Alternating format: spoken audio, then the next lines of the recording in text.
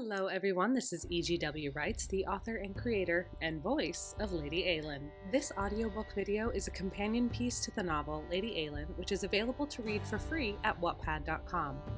You can find this book and a handful of others on my profile. To view that, please visit wattpad.com/EGWwrites. Two quick housekeeping notes before we get started. Number one, this book will contain adult content, so listener discretion is advised. Please use headphones or listen privately.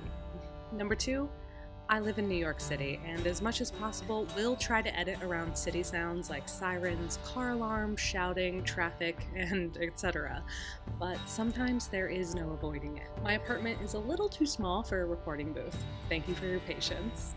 Now, grab a cup of coffee or tea, snuggle up, and let's read. Lady Eilean, Chapter 23. Spring crawled toward Elmsmere, arriving as it generally did, with heavy, relentless rain. Soon, the miserable weather and its whip-sharp wind would give way to sunny tranquility, but until then, everything was wet. Mist hung in dense curtains in the low valley. Dewdrops sparkled, caught in hair and suspended across lashes. Moisture clung to the shoulders of anyone who dared venture outside for more than a handful of minutes. In the castle it was steamy as blazing fires burned day and night in an attempt to keep clothes, shoes, and the air dry. The result was a clammy, clinging sensation that was too hot and too damp by turns. The heavy scent of wet wool and heated leather was inescapable. My skirts slapped against my legs with waterlogged heaviness as I walked through the soggy, boggy lowlands. I hated the oppressive humidity inside the castle, but felt invigorated by the kiss of cool rain on my cheeks as I walked outside. My hair dripped freezing rivulets down my neck, but the sensation was refreshing. Over the sound of my squelching steps, I heard the low rumble of a horse galloping behind me. I turned, surprised to find Alex riding toward me on his gray stallion. I waved and smiled as he approached. "Eilean!" he hollered, signaling for me to stop. He beamed when I paused and pulled the reins to slow his horse as he trotted into my sphere. "Where are you going?" he asked, taking off his hat and shaking off the raindrops. It wasn't raining outright, but the mist was not daunted in its quest to dampen everything. I reached out and rubbed the horse's neck, savoring the animal's heat under my frozen fingertips. "The Morrisons had a baby. I'm taking them a basket of food and some new linens for diapers," I explained. "In the rain? And on foot?" Alex asked with raised eyebrows. "The Morrisons live 5 miles from here." I shrugged. I like the exertion, and I'll take any excuse to leave Stormway after being cooped up all winter. The fires make it too hot in there anyway. Alex eyed me carefully. I hadn't wholly returned to full strength after years of starvation, but with a month's worth of square meals, a 10-mile walk wouldn't hurt. My clothes no longer hung off of me, and I didn't have to pack my stays full of stuffing to keep the undergarment from collapsing over my chest. "I packed several snacks to eat as I go," I said, hoping it would help my cause. Alex clicked his tongue and shook his head. "I'll take you the rest of the way." He bent over the pommel and offered me his hand. Scoffing at his offer, I walked on, playfully refusing his help. Undeterred, he spurred his horse into a slow walk beside me. "Come on," he drawled after a quarter of a mile when I stopped to pull my foot out of a muddy hole. It was deep enough that the mud seeped over the edge of my boot. "You gain nothing but more filth by refusing me," Alex said, holding back his grin. "Think of how annoyed the laundress will be, scrubbing out your petticoats." I looked at Alex over my shoulder, incredulous that he would bring undergarments into his coercion. "You, sir, are not proper." I never promised that I was. Snorting at that, I passed Alex my basket to hold as I pulled myself up and over the saddle. With great pomp, Alex placed the basket on my lap. Nestled sideways between him and the pommel, my seat was warm and cozy. Alex reached his arm around my waist to hold the reins, which pushed me back against his chest. The hold was close, intimate. I shivered as a flicker of excitement ran down my spine. Turning my head to hide the flush I felt creeping along my neck and face, I looked forward. Alex and I had not fallen back into the breathless familiarity we had known the last time he was at Stormway.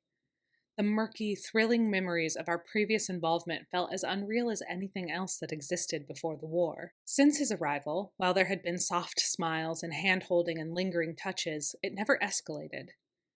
I was surprised by how much I desired it, how much I wanted him. My desperation to be touched was frightening, a wish to be held and found desirable. It had opened up a new world of loneliness, one I had never experienced. I was like a starved wretch, begging for a crust of bread. Perhaps our reserve was for the best. I was surely ravaged by starvation and no longer beautiful to him. Who knew what attachments he had formed during his years away? I pushed the thoughts aside, forcing myself to concentrate on the passing scenery and not the thrill of his body pressed against mine. "What have you been up to today?" I asked Alex, my voice a touch too high. I had to get the swirling memory of his embrace out of my thoughts, the way I wanted to tremble when I felt his breath on my neck. Alex let out a sigh that tickled my skin and answered, "Thanks to the break in the rain, we finally cleared the northern fields.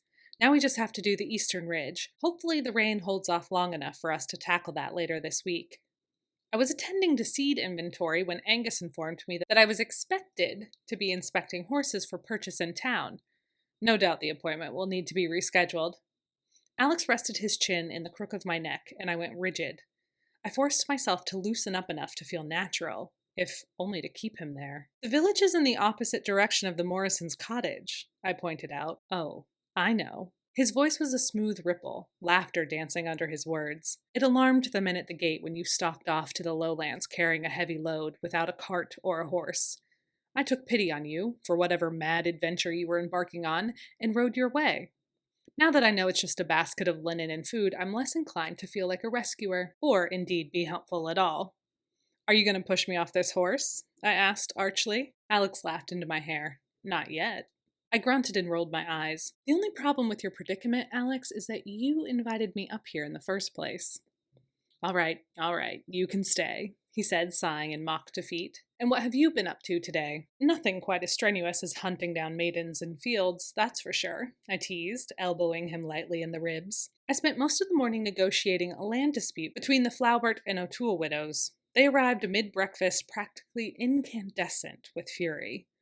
Alex hummed, "So that's why you ran away. If no one can find me, no one can bore me with further arguments over acreage." "You always get the peaceful work," Alex crooned, nipping at my ear. He sat back up, pulling his face from where it had nuzzled on my neck. I instantly missed its warmth and weight. We rode for a while in companionable silence, each of us lost in our own thoughts. I did my best to remain both stiff and pliant enough to feel natural, resisting the urge to collapse against Alex's torso and snuggle into his embrace. The soft sound of his breathing made me feel strangely drowsy. The steady rise and fall of his chest against my shoulder rocked me into a calm sense of safety. I know I started to doze because Alex woke me by shaking my arm. "Eilean?" he asked quietly. I hummed, coming out of my dreams. "Do you remember Walter's Standing?" Immediately, I was on alert. "Yes, of course." Alex went quiet again for a long time. Unease spread like cold sludge through my limbs, numbing them, making my fingers tingle. "What about it?" I snipped, my nerves getting the better of me. "My grandmother was so angry at me for going, that I left without telling her. The nervous tremors in my stomach stilled, my shoulders drooped, and I looked up at Alex. He faced straight ahead, jaw tight. What was he going on about? "I rode like hell to make it on time, handed over a fistful of gold to sail first. To keep the waiting ship from being loaded with cargo. I thought a lighter ship might sail faster. That crossing was brutal. I've never been so seasick in my life. But it didn't matter. I would arrive in time. If I had not known Alex my entire life, I might not have picked up on the fact that he was stumbling through his speech. Buying time. His phrases were disjointed, unclear. There was an answer in between his words. If only I could find it. My spirits were caught up, wrapped around my heart like a vine. Some unpredictable, weighty truth was arriving. The surrounding air buzzed and thinned. "I'm sure Walter wouldn't have minded," I started. Alex cut me off. "No, Eilean." He swore, jerked the reins, and pulled the horse to a stop. I shifted in my seat and faced him straight on. "What the devil is going on?" I asked, almost unable to speak as I took in his fearsome, wonderful face. His eyes were bright with intense fervor. His lips parted and flushed. He breathed slowly, heavily, as if trying to control himself. At the sight of him, something burst into life inside of me. I would have slid off the horse and had him right there in the frigid and flooded field. I was beside myself, dancing on a knife's tip. He was combustible, all unspent energy and pent-up fire. I itched to reach up and caress his cheek. The offending limb only twitched in my lap, unwilling to move as I demanded it. Eilean, Alex whispered my name. It floated away on the wind. He closed his eyes and shook his head. When he opened them again, his countenance was piercing. I thought it was your standing. Oh. I blinked a few times, my mind barren. A roar howled through my head, clogging my ears. I let the weight of the implication of his words sink into my bones. I shivered as understanding bloomed within me. Ice seemed to crackle through my veins. You came back for that? My voice was barely audible. For me? My heartbeat thundered in my temples. Alex looked into me, the sky-blue luster of his eyes boring through my very being. His curls drooped with rainwater and dripped down his cheeks, the shining gold color now rich and burnished. His breath mingled with the mist between us, creating tendrils of steam. He was my best friend, my most trusted companion, and what he was admitting. I wouldn't have been able to live with myself if I missed it, he said, voice hoarse. I don't agree with the practice, but if it had come down to it. He stopped, the light in his eyes shuddering, a wave of unease undulating across his face. Alex looked down, laughing softly, more to himself, at himself, than at me.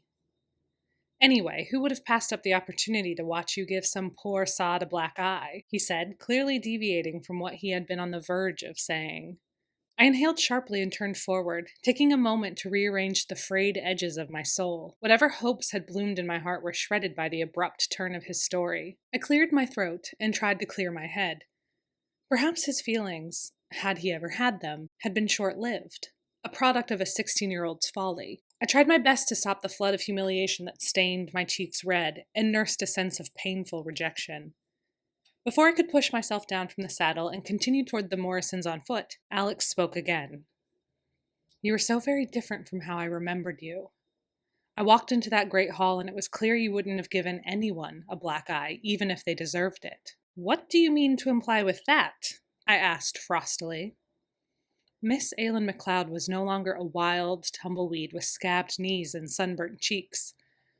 You were the consummate lady in all of your silks, timid as a church mouse. I genuinely thought you were one of your brother's wives. I didn't recognize you at all, and I was looking only for you. Frustrated by yet another tale about how I never met expectations, I let his last statement fizzle out, even if, at the time, it had been my sincerest hope. I grumbled my reply. And what am I now? An impoverished old maid, haggard and blistered and worn down by circumstance? My words offered more of a mirror into my inner thoughts than I would have preferred to expose. My emotions became a confusing whirlpool of grief, pity, and longing. Part of me missed the silk and the dancing and the finery. The ignorance, too, though I was loath to admit it. These days I only felt exhausted and cold and dirty, with too many demands for my time and attention. You're strong, Alex said. I don't want to be strong, I spat, not believing it even as I said it. Alex chuckled. I suppose what I'm trying to say is, I need to know if the strong, regal, and powerful, because you are, Eilean MacLeod wants someone to race after her. I stilled, taking in a large breath that I didn't release, too afraid to disturb what might come next. Either through a sodden field or twice, now, upon the receipt of a letter.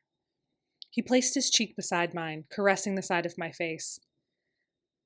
Alex's words danced over the skin of my ear and neck like a million joyful kisses. My heart pounded. I loosed my breath and found I was panting. Tears blurred my vision. Yes, I whispered. To further demonstrate my resolve, I leaned into him, breaking through the walls between us, barriers I hoped only existed in my mind. Alex tightened his arms around me. Good. My eyes fluttered shut at the promise in that one word. Alex kissed me on the too tender skin under my ear. His rough whiskers snagged on my hair, scraped along my jaw. We didn't speak for the rest of the way to the Morrisons. Despite the cold, miserable weather, I felt feverish, lit from within by a bright, glowing torch. Thank you so much for listening today. I hope you enjoyed the story. Subscribe to this channel and click the notification bell to be alerted when new chapters are updated. You can also follow me on Wattpad or Twitter at EGWwrites, where I will also share updates. As always, thank you for being a part of Eilean's journey. We are very glad that you're here. Until next time.